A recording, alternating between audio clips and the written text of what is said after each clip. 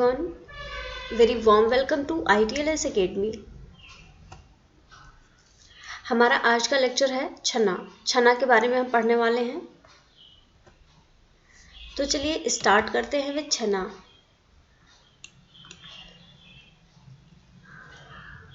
सबसे पहले हम देखेंगे इस टॉपिक को पढ़ने का हमारा ऑब्जेक्टिव क्या है, हम क्यों पढ़ रहे हैं ये टॉपिक।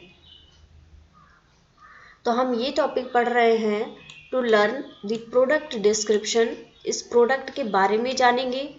इसके अलावा methods of manufacture, packaging and storage of chhana, इसके मेथड क्या है, कैसे इसको इंडस्ट्रियल स्केल पे बनाया जाता है, किस तरीके की पैकिंग इसके लिए यूज़ की जाती है और किन कंडीशंस में इसको स्टोर किया जाता है। तो चलिए स्टार्ट करते हैं with introduction. Chana is an acid coagulated product obtained when milk coagulated with the permitted acid at nearly boiling temperatures। इसको ऑब्टेन करने के लिए मिल्क को आप लेते हैं। नॉर्मली मिल्क में कोई भी एसिड, जैसे कि अगर नींबू ही निचोड़ देते हैं आप, तो बॉइलिंग टेम्परेचर के आसपास में अगर ये मिल्क होता है तो ये क्लॉट बना लेता है, पहले एक स्ट्रक्चर ऐसा बना लेता है जो कि क्लॉट जैसा होता है, उसको ही बोला जाता है, उसी को आगे छना के लिए यूज़ किया जाता है। Solid curd obtained after filtration of coagulum is called chhana. अब ये जो इसको फिल्टर करने के, अब ये जो मिल्क था इसमें कोआगुलम बन गया, ये कोआगुलेट हो गया, तो इसका पानी तो बचा होगा, उस पानी को ड्रेन करने के बाद में, उस वाटर को निकालने के बाद में, इसको जब फिल्टर करके निकाल लेते हैं ये कोआगुलम, इसी को हम छना बोलते हैं।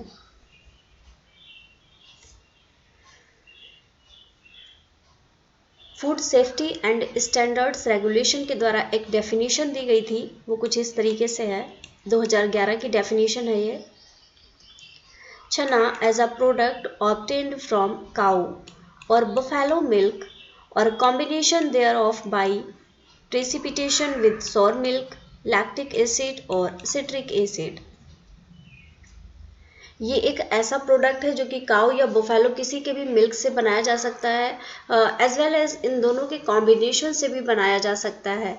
और इसको बनाने के लिए इसका प्रेसिपिटेशन करवाना पड़ता है विद सोर मिल्क, या तो खट्टा दूध आप डाल सकते हैं या लैक्टिक एसिड, सिट्रिक एसिड, कुछ भी जहाँ भी ये चीज़ें प्रेजेंट हो, जैसे कि आप नींबू डाल सकते हैं, सिरका डाल सकते हैं, ताकि जो छना के लिए प्रोडक्ट है वो कोआगुलेट होके बाहर आ जाए।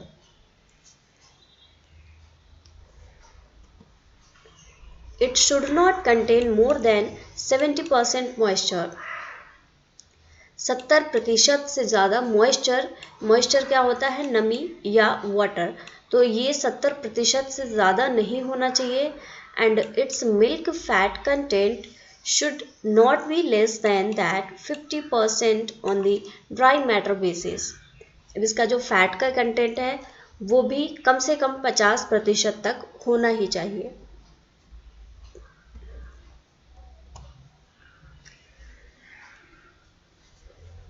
So let us see the methods of manufacturing of छना।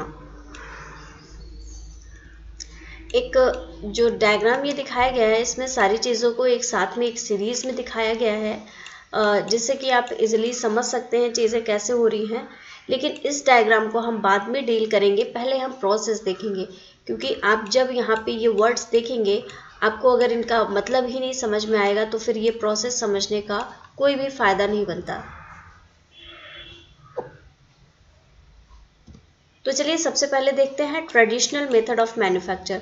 इस स्लाइड पे हम वापस आएंगे एक बार से, मैन्युफैक्चर की प्रोसेस जब हम डिटेल में पढ़ लेंगे तब इसको हम दोबारा से देखेंगे।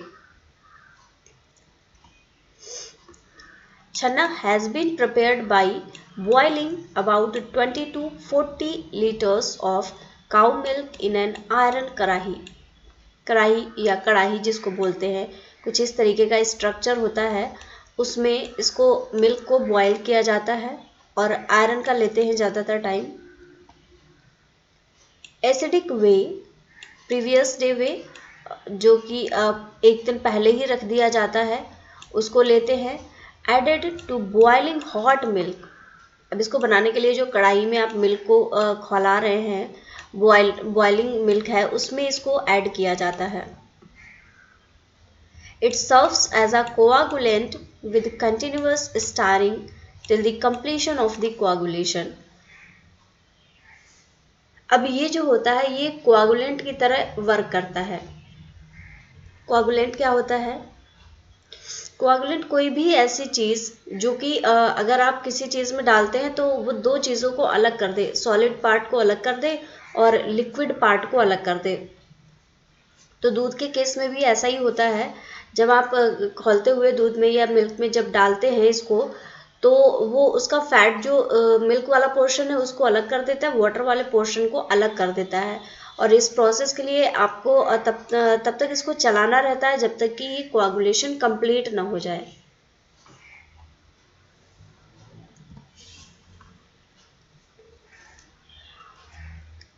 Contents then poured over a muslin cloth held over another vessel. अब इसको क्या करते हैं, इसमें अब वाटर भी है और इसके साथ में कोआगुलेट भी है।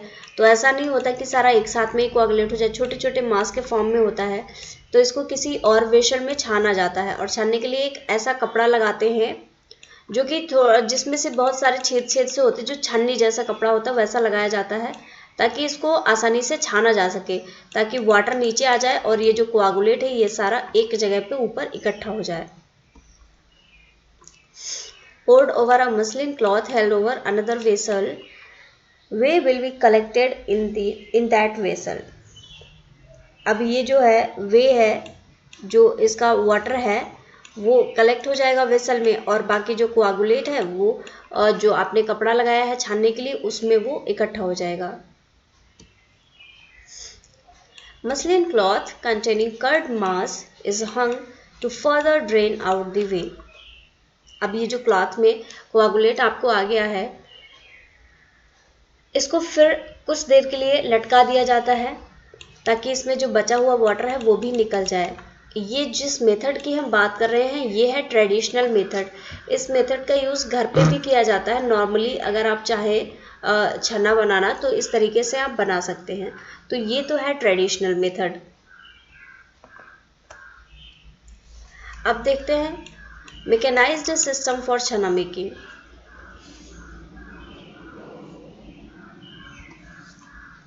A prototype machine with a capacity to produce 40 kgs of chana per hour has been developed at NDRI Karnail. Karnail में NDRI में एक मशीन जो लगाई गई है वो लगभग 40 किलोग्राम तक छना एक घंटे में बना सकती है। तो इसकी प्रोसेस क्या होती है वो चलिए देखते हैं।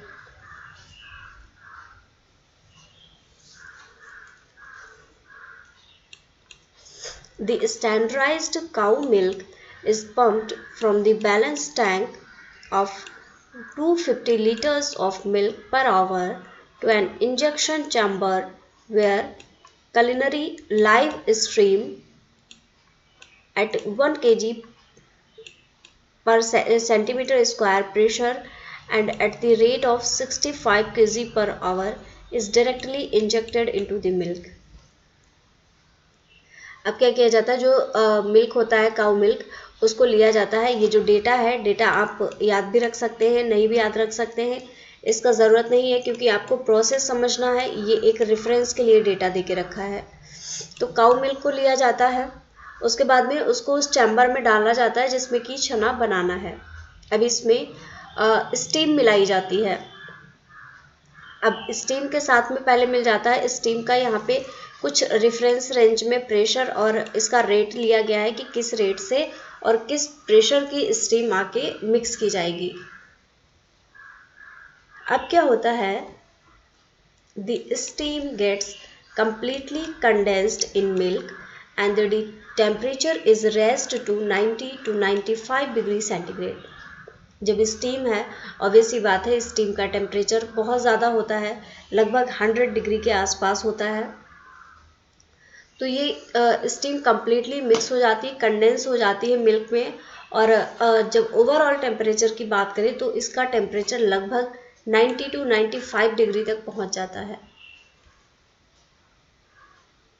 इसके बाद में there after the milk is brought in contact with sour वे।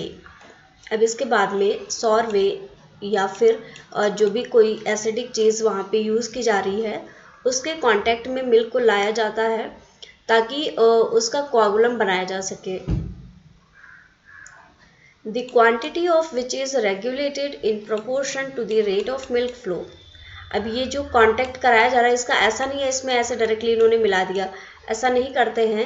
ये फ्लो हो रहा होता है मिल्क, उसके कांटेक्ट में लाते हैं जो वे होता है, और इसका जो कोआगुलम की रेट होती है मिक्सिंग की, जिस हिसाब से इसको कांटेक्ट में लाया जाएगा वो डिपेंड करेगा कि किस रेट से मिल्क का फ्लो हो रहा है।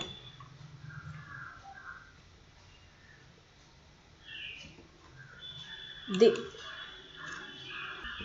mixture of whey and milk is circulated through a holding coil to facilitate complete coagulation of the milk। अब ये जो वे और मिल्क का मिक्सचर बन जाता है इसको होल्डिंग कॉइल से सर्कुलेट कराया जाता है ताकि इसका कंप्लीट कोआगुलेशन हो सके, वाटर वाला पार्ट अलग हो जाए और जो सॉलिड पार्ट है वो अलग आ जाए। The coagulated product along with whey is then pumped into a double jacketed cooling tank। अब ये जो वे बन गया है, जो कोआगुलेशन हुआ है, इसको एक टैंक में भेजा जाता है और उस टैंक में डबल लेयर्स होती हैं where it is cooled down to room temperature. और अब इस डबल जैकेटेड कूलिंग टैंक में इसको रूम टेम्परेचर तक कूल किया जाता है।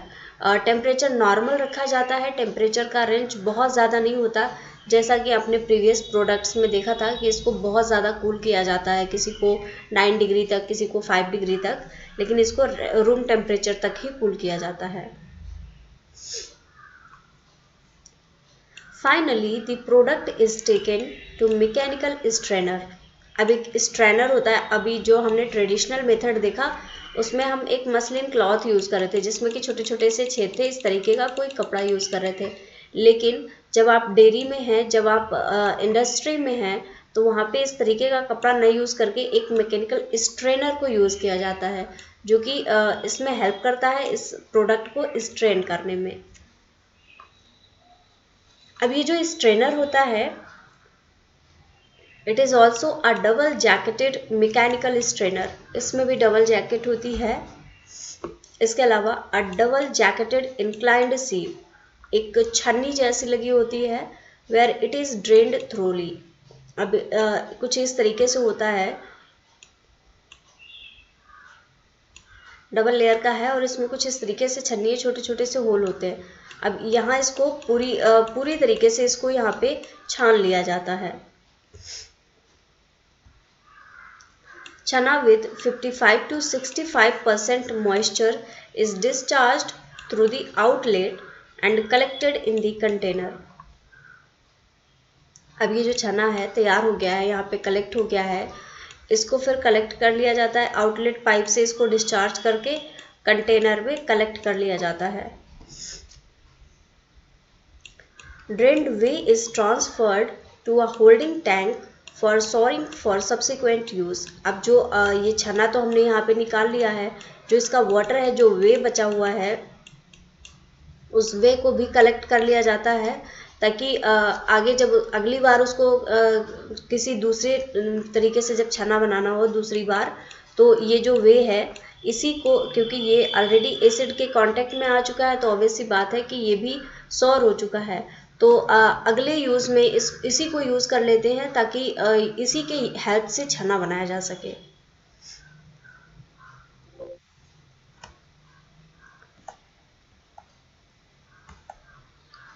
तो चलिए एक बार ये प्रोसेस देख लेते हैं। हमने बात की थी कि हम इस स्लाइड पे वापस आएंगे, तो अभी फिर से देखते हैं। यहाँ पे मिल्क लिया, सबसे पहले इसका स्टैंडर्डाइजेशन किया गया। फैट इसमें 4% है, SNF है 8.5%। अब इसको हीट किया गया up to 98 degree centigrade. Heating के बाद में इसका कोआगुलेशन हुआ। कोआगुलेशन का टेम्परेचर है 80 to 85 डिग्री सेंटीग्रेड। जबकि pH रखा गया है 5.1 to 5.4 degree centigrade. Sorry, this is pH, this is not in degree centigrade. अब यहाँ पे जब ये कोआगुलेशन के लिए ले जाएगा, वहीं पे ऐड किया जाता है सिट्रिक एसिड या सॉर्वे, कोई भी चीज़ जो कि हेल्प कर सके इस कोआगुलेशन के प्रोसेस में, उसको यूज़ किया जाता है। यहाँ पे सिट्रिक एसिड का यूज़ किया गया है और इसका सॉल्यूशन जो लिया गया है वो 1 to 1.5% का सॉल्यूशन लिया गया है और इसका टेम्परेचर 70 डिग्री सेंटीग्रेड। अब जब सिट्रिक एसिड ऐड हो गया है इसमें, तो इसका कोआगुलेशन हो गया है। कोआगुलेशन के बाद में इसको ड्रेन कर लिया जाता है, वे को रिमूव कर दिया जाता है, कोआगुलेट को रख लिया जाता है। वे को रिमूव कर दिया गया। अब चीज़ क्लॉथ बैग आते हैं, उनको लिया, वहाँ पे छना को स्टोर कर लेते हैं। Storage temperature up to 4 degree centigrade. तो कुछ इस तरीके से ये प्रोसेसिंग चलती है। अब अभी तो हमने देखा था काऊ मिल्क से, अब देखते हैं बफेलो मिल्क से। काऊ मिल्क का हमने जो डिटेल्ड डायग्राम है वो भी समझ लिया है।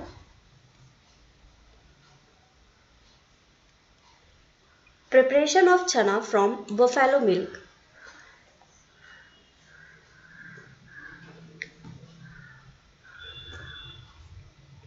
A mixture of buffalo milk and cow milk in the ratio of 1:3। 1:3 का मतलब है कि 1 भाग होगा बफेलो मिल्क का और 3 भाग होगा काऊ मिल्क का।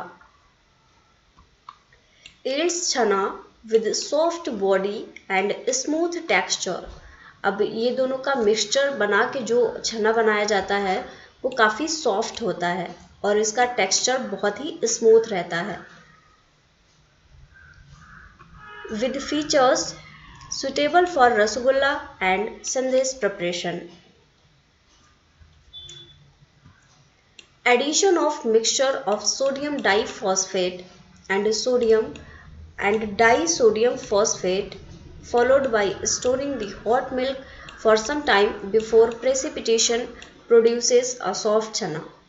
अब इसमें क्या किया गया है, इन्होंने इसमें सोडियम डाइफॉस्फेट और डाइसोडियम फॉस्फेट को डाला है।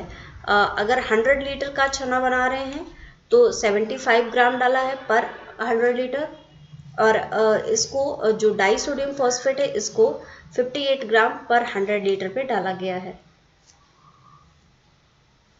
इसके बाद में इसको स्टोर करते हैं जो ये हॉट मिल्क है और ये काफ़ी सॉफ्ट छना बनाने में हेल्प करता है।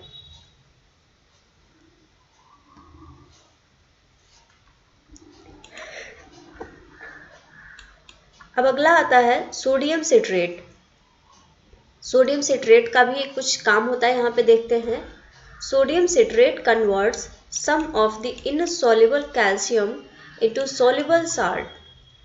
सोडियम सिट्रेट का वर्क देखिए, इनसॉल्युबल कैल्शियम को सॉल्युबल साल्ट्स में कन्वर्ट कर देता है in the BM and this helps in the production of soft chhana. BM है यहाँ पे बफेलो मिल्क और ये भी एक तरीके से हेल्प करता है सॉफ्टर चना का मेकिंग में, ताकि बहुत स्मूथ चना बने।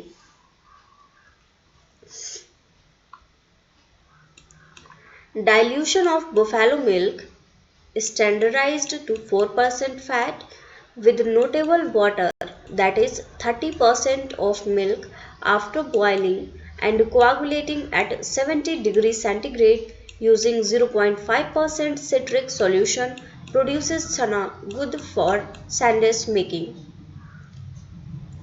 अब बुफेलो मिल्क का अगर डाइल्यूशन करके आप बनाते हैं, एक डिश होती है सैंडविच, ये भी बनी हुई होती है, मिल्क का ही प्रोडक्ट है, तो इसके लिए डाइल्यूट किया जाता है बुफेलो के मिल्क को, जिसमें कि इसमें वाटर भी रहता है और इसमें फैट का लगभग मात्रा जो रहती है वो रहती है 4% तक। और इसको कोआगुलेट करने के लिए बॉयल करके 70 डिग्री सेंटीग्रेड पर इसको कोआगुलेट किया जाता है with the help of 0.5% citric acid solution.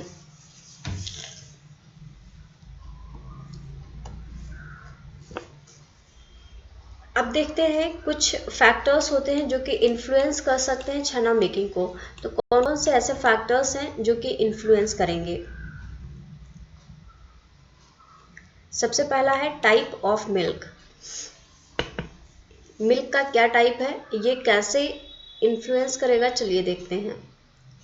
Cow milk produces chhana with moist surface. जो काउ मिल्क से छना बनता है उसकी सरफेस काफ़ी मॉइस्ट रहती है। इसके अलावा लाइट येलो कलर की होती है। अगर आपने कभी गौर किया होगा तो देखा होगा जो काऊ का मिल्क होता है, बफेलो मिल्क होता है, थोड़ा सा डिफरेंस होता है। जो काऊ मिल्क होता है वो हल्का सा पेल येलो कलर का होता है। तो इसीलिए जब काऊ मिल्क से छना बनाते तो ये भी लाइट येलो कलर का बनता है। इसके अलावा सॉफ्ट बॉडी का होता है, स्मूथ टेक्सचर होता है और ये माइल्डली एसिडिक होता है। थोड़ा सा ये एसिडिक होता है। लेकिन अगर बात करें बुफेलो मिल्क की तो buffalo milk gives hard body and coarse texture. अभी इसका टेक्सचर देखिए स्मूथ था, यहाँ पे देखिए स्मूथ टेक्सचर होता है काउ मिल्क का, लेकिन ये कोरस टेक्सचर देता है बुफेलो मिल्क। इसके अलावा ये वाइट होता है कलर में, क्योंकि बुफेलो का मिल्क जो होता है वो कलर में वाइट होता है, इसलिए उससे बना हुआ छना भी वाइट होता है और थोड़ा सा ग्रेसी सरफेस रहती है इसकी।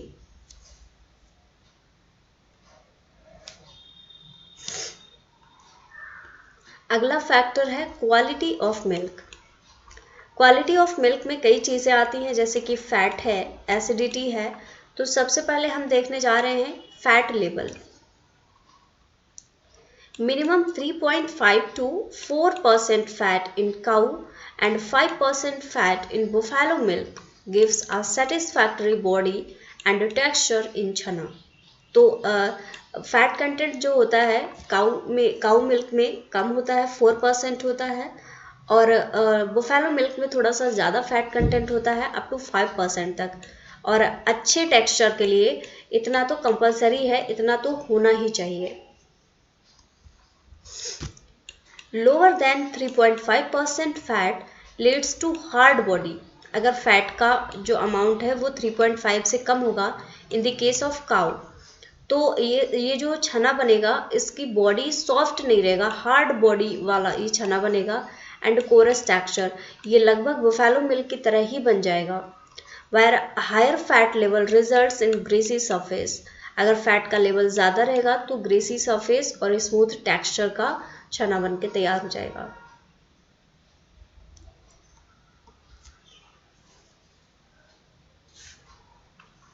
अगला है acidity. Acidic milk produces chhana with sour smell. अगर मिल्क में एसिडिटी ज़्यादा है, एसिडिक है, तो जो छना बनेगा उसमें से थोड़ा सा खट्टापन रहेगा, वो थोड़ा सॉर होगा। कह सकते हैं कि खाने में भले ही ना पता चले लेकिन एक स्मेल में ही आएगा। बिटर टेस्ट, थोड़ा सा हल्का सा कड़वाहट होगी। Hence unfit for sweet making, इसीलिए ये स्वीट बनाने के लिए अनफिट हो जाएगा, इससे स्वीट्स नहीं बना सकते अगर मिल्क में एसिड की कंसंट्रेशन प्रेजेंट है। Addition of neutralizer to slightly acidic milk helps in getting chana suitable for sandwich and not for rasgulla. अगर हम ये जो एसिड है, अगर हम इसको कम करने की भी सोचें, अगर हम चाहते हैं कि हम इसको इसी मिल्क को यूज़ करें जिसमें कि एसिड की भी मात्रा प्रेजेंट है, तो इसमें कुछ न्यूट्रलाइज़र का एडिशन किया जाता है। अब ये जो न्यूट्रलाइज़र है ये थोड़ा बहुत उसको सही तो करते हैं, क्वालिटी को सही तो कर देते हैं, लेकिन ये ऐसा छना बनाते हैं जो कि सैंडविच मेकिंग के लिए ठीक रहता है, लेकिन रसगुल्ला के लिए वो ठीक नहीं होता। Milk with 0.25 to 0.28% lactic acid can be used by adding 0.2% sodium citrate followed by thorough washing of the coagulum। अगर मिल्क में 0.25 से 28% तक का लैक्टिक एसिड प्रेजेंट है तो इसके लिए क्या करते हैं, एक न्यूट्रलाइज़र है सोडियम सिट्रेट, इसका बहुत ही कम अमाउंट दैट इज़ 0.2% यूज़ करके और फिर उसके बाद में जो कोआगुलम रेडी हो उसकी वॉशिंग करके इस मिल्क को यूज़ किया जा सकता है।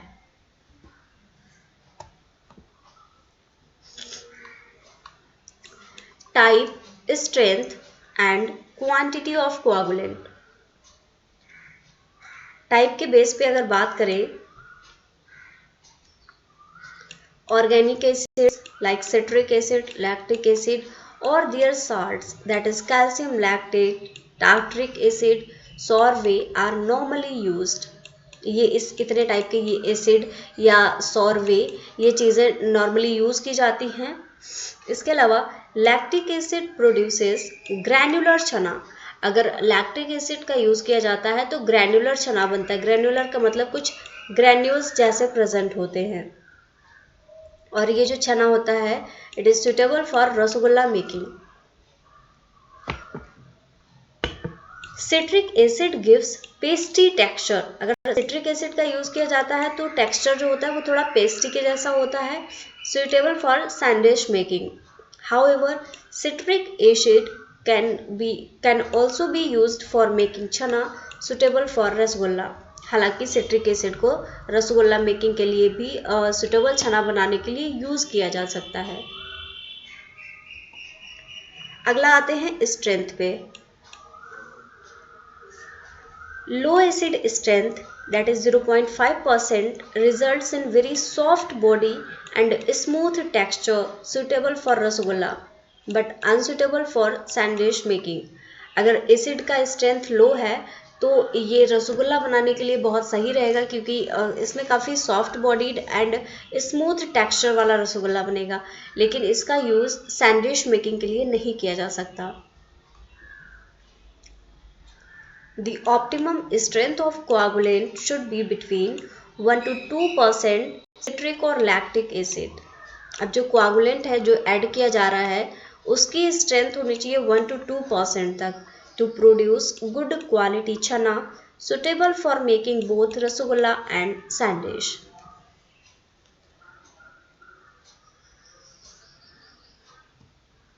अगला आता है quantity. The quantity of coagulant required is dependent on the type of milk। कितना coagulant की ज़रूरत पड़ेगी इस मिल्क को coagulate करने के लिए, ये डिपेंड करेगा कि कौन सा मिल्क, कैसा मिल्क आप यूज़ कर रहे हैं।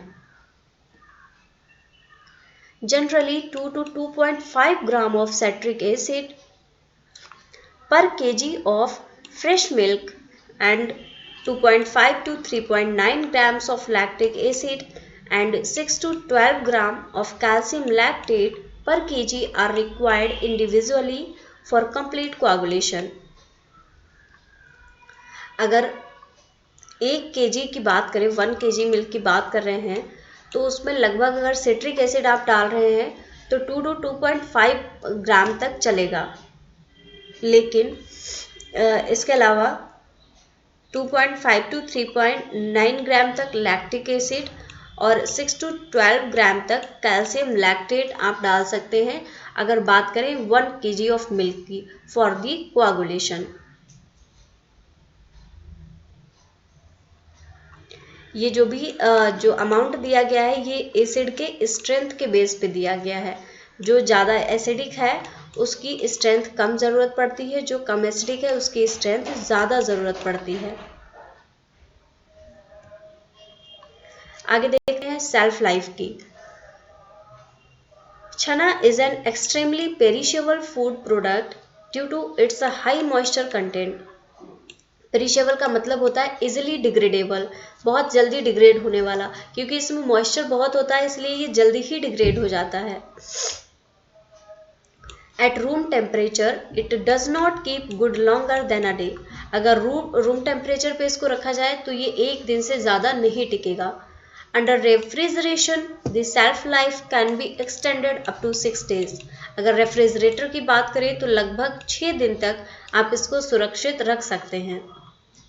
Since fresh chana is preferred for making sweets of good quality, much research efforts have not been made in extending the shelf life। ऐसा इसलिए क्योंकि ज़्यादातर फ्रेश चना का ही यूज़ किया जाता है स्वीट्स को बनाने के लिए। इसलिए इस पे बहुत ज़्यादा रिसर्च नहीं की गई है कि इसकी सेल्फ लाइफ को ज़्यादा बढ़ाया जा सके, क्योंकि ज़्यादातर ये यूज़ ही हो जाता है और फ्रेश चना का ही यूज़ किया जाता है ताकि उसका फ्लेवर और उसका जो क्वालिटी है वो मेंटेन रहे। अब अगला आता है चना की पैकेजिंग कैसे करते हैं। मोस्ट ऑफ द चना will be used for making चना बेस्ड स्वीट। ज़्यादातर चना का यूज़ किया जाता है जो चना बनाने वाले स्वीट्स होते हैं। नो स्पेशल पैकिंग मटेरियल्स वर प्रिस्क्राइब्ड। कोई खास इसके लिए पैकिंग के लिए मटेरियल नहीं बनाया गया है अभी तक। As most of the time chana will be sold in bulk, क्योंकि ये जो चना है ये बल्क में सोल्ड किया जाता है। But still polythene bags are widely used to pack the chhana. सबसे ज़्यादा यूज पॉलीथीन बैग्स का ही किया जाता है चना को पैक करने के लिए, just because of its moisture content present in the चना। However, vegetable parchment paper, tin cans, cellulose film, LDPE, aluminum foil, LDPE laminates could also be used to pack the chana.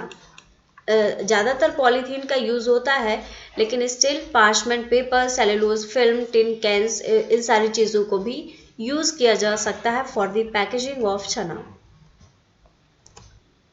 अब defect की बात करें, कुछ defects भी आ जाते हैं चना में। तो जैसे पहला है स्मोकी डिफेक्ट। स्मोकी डिफेक्ट का कॉज होता है use of smoky fire for boiling के लिए अगर स्मोकी फायर का यूज़ किया जाता है तो ये डिफेक्ट आ सकता है, और इसको प्रिवेंट करने के लिए नॉन स्मोकी फायर का यूज़ करना चाहिए। अगला डिफेक्ट है सॉर, कुछ खट्टापन। Use of excessive acidic milk, ज़्यादा अगर एसिड उसमें प्रेजेंट है मिल्क में तो उसकी वजह से ये सॉर डिफेक्ट आ सकता है। Use excessive amount of coagulating acid, या ऐसा भी हो सकता है कि जो उसको कोआगुलेट करने के लिए एसिड यूज़ किया गया है या सॉर वे जो यूज़ किया गया है उसमें एसिडिटी ज़्यादा है। तो इसको डिफेक्ट को दूर करने के लिए यूज़ ऑप्टिमम एसिडिटी मिल्क।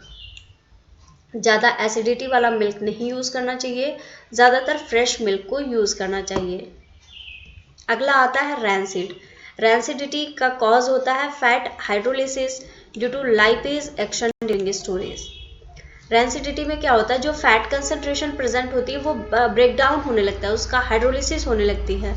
तो उसको स्टोर करने के लिए होना चाहिए, उसको प्रिवेंशन के लिए चना को लो टेम्परेचर पे स्टोर करना चाहिए, क्योंकि ये रैंसिडिटी रूम टेम्परेचर पर ही देखी जाती है। अगला है स्टेल डिफेक्ट का कॉज है excessively long period of storage of चना एट लो टेम्परेचर।